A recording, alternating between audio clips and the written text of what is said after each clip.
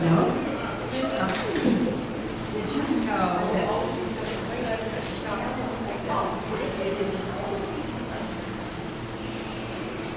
you know that today is supposedly the first day of summer?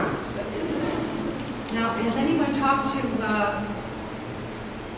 Mrs. Sunshine? Mother Nature, who may be into a little bit of shenanigans right now. But we are celebrating the transition into summer, being surrounded by this beauty. And whether or not there's sun outside, there certainly is in here with Boisali Biswas and her creation of beauty. And I was noting, Boisali, the wonderful work that is over here of your grandmother's. Is that true? Yes, tell us. And we were talking to some grandchildren that are here because of you, and noting how lovely that is that you held up this work that has called you to the life that you've lived in art. And your mother was an infant when she died, her grandmother. Tell us about this piece over there. Hi, first of all, I just want to start thanking the center for having this show of mine, and thanking you all for coming here, and my friends from some from Michigan and some are still on the way. But thank you all so much for this great honor. I really feel honored to be here today. And this has been a very, very special show for me. As you all know the story that I started weaving here 30 years back. So I used to work with John Whaling, and it is just a very emotional show for me. And so when I was planning this show, I thought I'd just do something really special and something that I've never done before, because I had the opportunity to do it, because they have all these beautiful spaces that I can group and separate the pieces. So first thing that came to my mind is I wanted to dedicate one wall to my parents. And this particular piece is a very special possession of me. Yeah, this one here. It's a very special, precious possession of mine, and it was done by, as you have read the statement, it was made by my maternal grandmother, who passed away when my mom was just 1 year old. So it's very special. So I had it, and then I thought this is something that will kind of tie in the whole exhibit. And kind of, people have always said that I had my likings for textiles because of my grandmother. So I didn't know her nor my mother, but it came that way, I guess, kind of, And it is a needlepoint. It's a seating mat she made for my father when she was on her deathbed almost. She was very sick, but she used to stitch a lot, and she made it for for her would-be son-in-law, who was my father. So she had made it before she died, and my mother had it for the whole of her life, and then she passed it on to me now to have it. So I thought it was very significant that I included in that wall, where I dedicated the whole wall to my parents, because I don't know if you have read the statement over there. You can go ahead and read it, and it's my father was ill for like 4 years, so all these pieces have been done during that 4 years, and especially 2 were done after he passed away last year. So I thought this was a very good opportunity to kind of dedicate the whole wall to them. So from there on, this whole wall is dedicated to them. And yeah, you came to us from Calcutta? Yeah, I came from Calcutta, India, and my husband came here in, actually in 1989 March. I landed here. And my husband came here in December of '88 as a grad student, so I followed him after that. And I came here exactly 30 years back. And I used to just be I just had a frame. I brought some yarns with me. I made a very crude wooden frame and I used to weave on that in my apartment. And I got so frustrated because I wanted a loom and I wanted someone to guide me and to get more inspiration. So we didn't have internet, Google or anything, so I looked up Yellow Pages and I found the center. Imagine that, Yellow Pages. Yeah, the Yellow Pages, and I found 25 years ago. 30, exactly 30 years ago. So we didn't have a car, we both didn't know how to drive. So I used to take the bus from the Ohio State campus and come here and walk down to the center. And John Whaling was the teacher. So I used to walk up that stairs and go and weave over there every day. And he was the best mentor, teacher I could ask for. He was like, if you're not doing anything at home, you can come and weave over here. Like, I'm totally flexible with that. And he was the nicest person to allow me to come and just weave over here. So I used to do that every day. I used to take the bus, I used to take the monthly pass, and we were students, we hardly had any money. So this was a very reasonable center.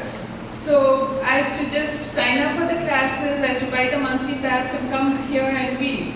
And that was for 3 years almost. Then in '92, I wanted to go to Ohio State to do my master's, but they had discontinued the program.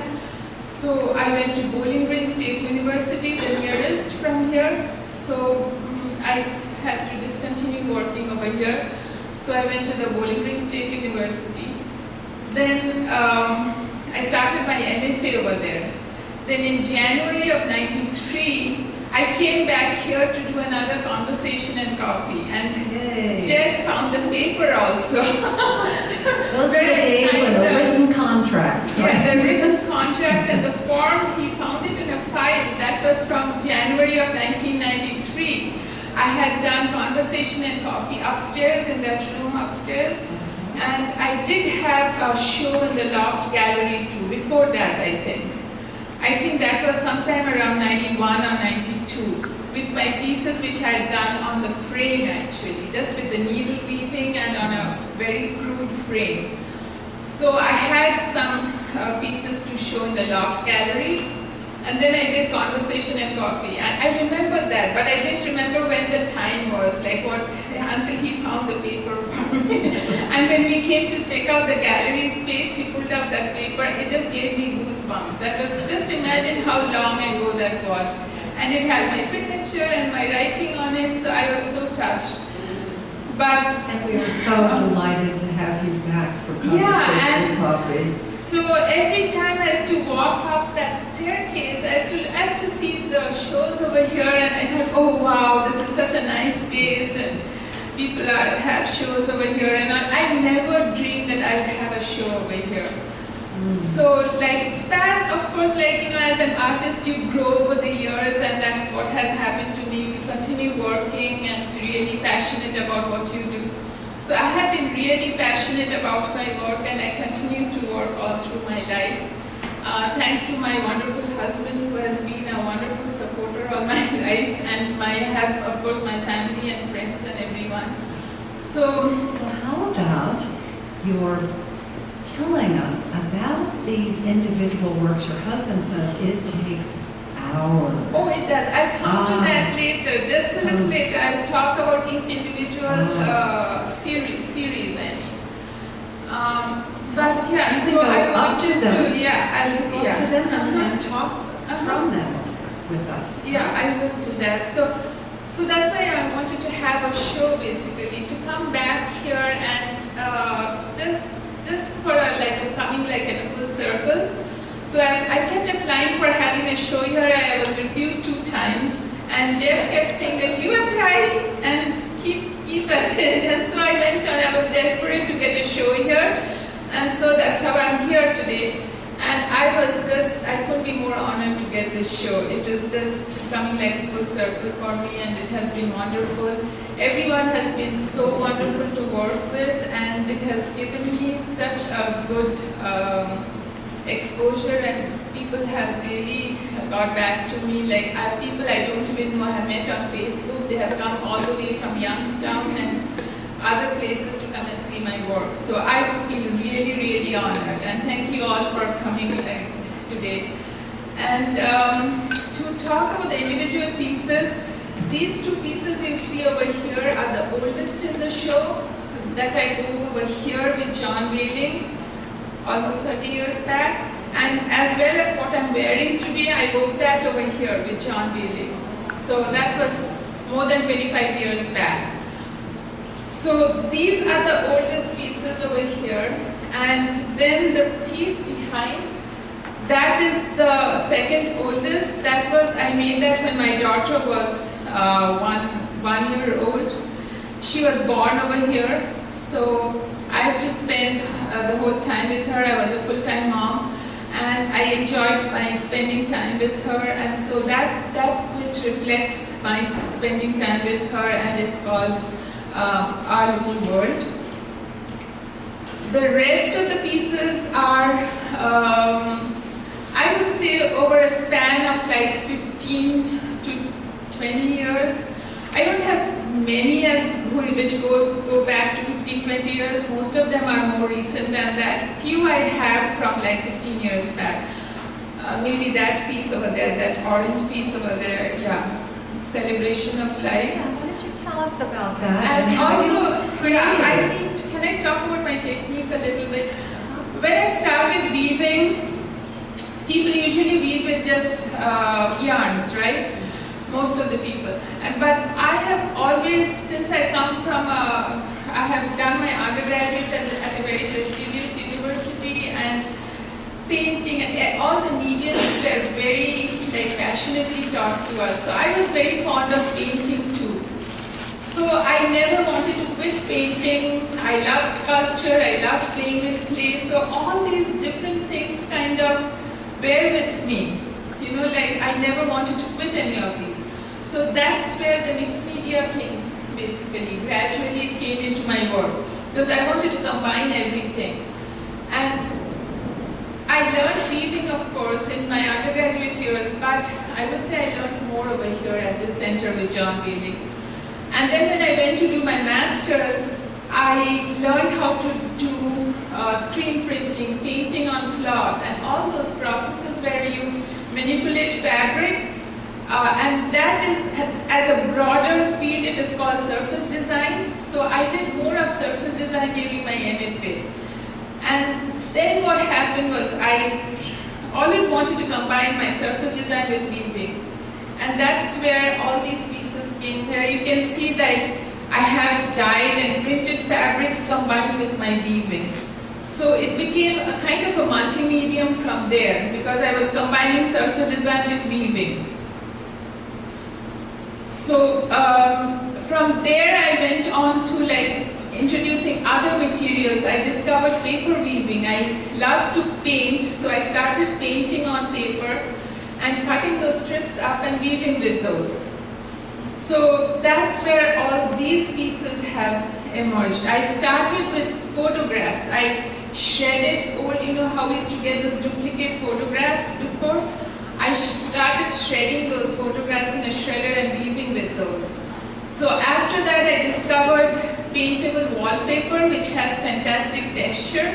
So I started painting with that and incorporating that in my weaving. So that's how I started working with different materials in my weaving, so that I could also continue with my painting as well as my weaving and all the other materials. And Boisali, could you give us an example of how you do this? Yeah, I will. And this one and all those pieces, I have all the travels that we have done, they have inspired me a lot, and these pieces are from Rajasthan, a western. It's in a place in the western part of India. When we travel there, it has this beautiful, fantastic forts and temples and architecture. I was really inspired by that, and this whole series kind of originated from that inspiration.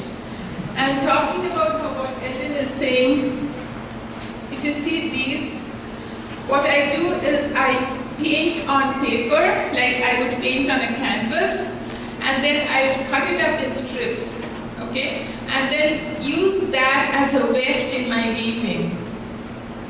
So kind of putting a jigsaw puzzle together.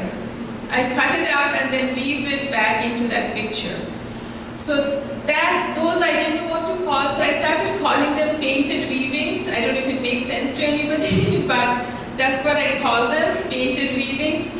And those pieces and some of them over here also are painted weavings. And some are quilts, which if anyone is familiar with quilting, I'm not a quilter as such.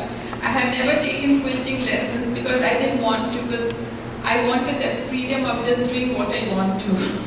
I didn't want to get into the structure of quilting, you know, like traditional quilting, and I cannot bring myself to do all that piecing and joining and all that. So I said, I don't want to get into this, so I just want my freedom and do whatever I want to. And as a result of that, these quilts have, all the quilts you see, they're mainly my way of doing it. So I have combined, in my quilts I have included some of the paper weavings too. I have woven with wire where you can shape the weaving a little bit. I don't have some pieces in the show which are more three-dimensional. I've woven with reed. Reed is a material that you weave baskets with, and you can shape them and you soak them. I have done like multi-layer weaving, and I have done it with reed and have shaped them. I don't have any of those pieces in the show, but in that corner one you'll see that I have reeds in the weaving. I haven't shaped them, I've left them flat, but I've just used all kinds of materials and incorporated them in my work just to give it and more I'm becoming more of a multimedia artist, I think, because I've started using styrofoam recently, like you see over there, and that piece over there. Those are the styrofoam forms, and this one here. This one is a styrofoam form, and so is this one here. So what I do is, since styrofoam is kind of very fragile, and if you touch it, it can break and all that, the corners are not very strong.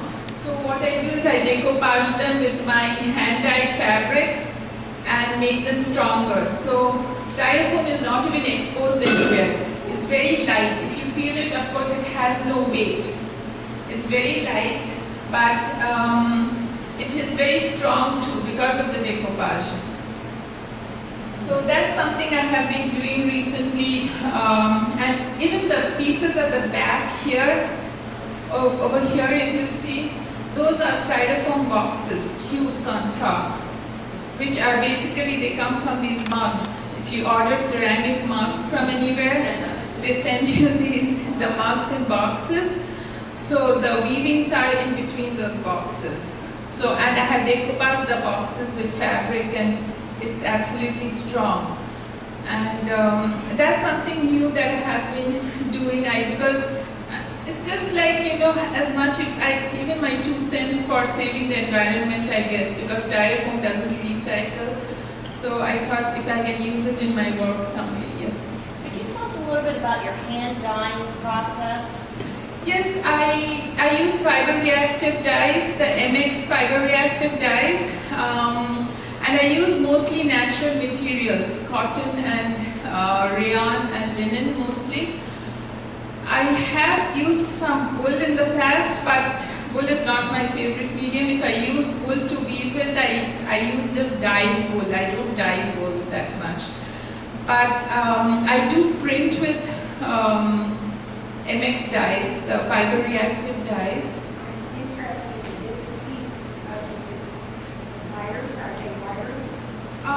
No, these are not wires. This is, you know what sisal is? Like a rope. Sisal. And how did you attach that to the piece? I sewed it on. Okay. Now this piece is different from dyeing. I started this piece as a black fabric. Okay, and when you do tie-dye, you tie it and dip it in dye. Instead of dipping it in dye, I dipped it in bleach.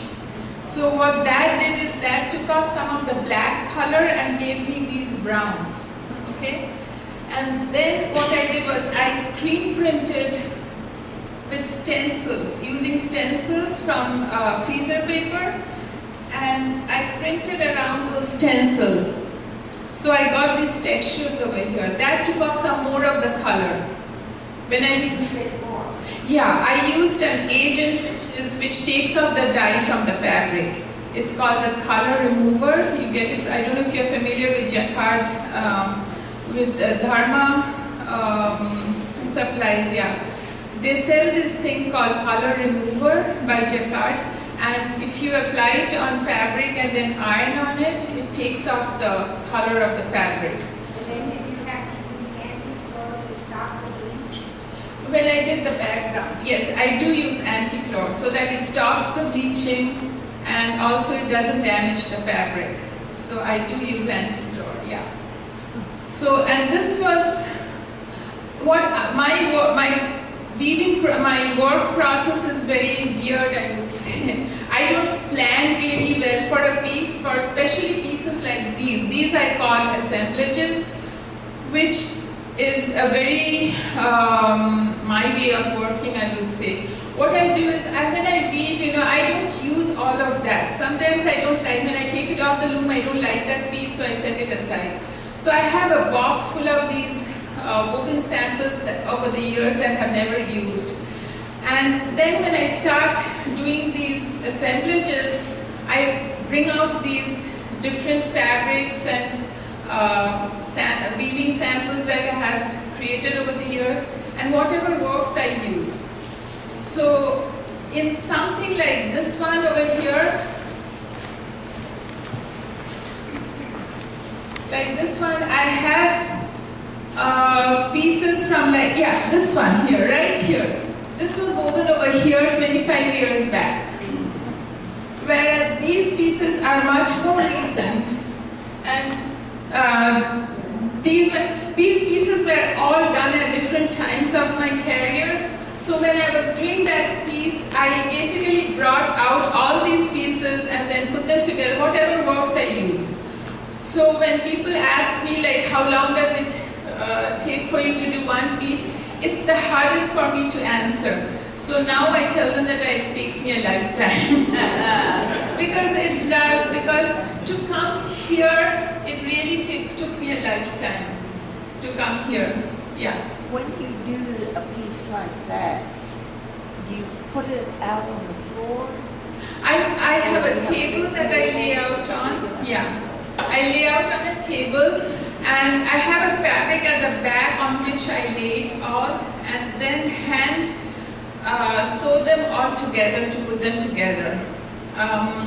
There is very little machining on that piece, I would say. I think I put it together all with the hand, with just hemming them, because there was no way I could lift it and take it to the sewing machine. So something like that, I have, even in this piece over here,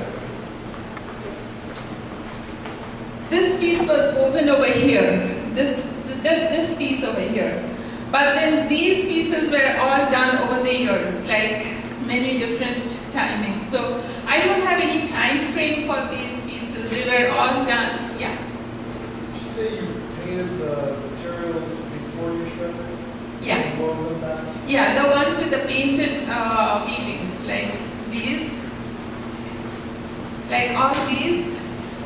I painted on the paper like I would paint on canvas, and then cut it up like strips.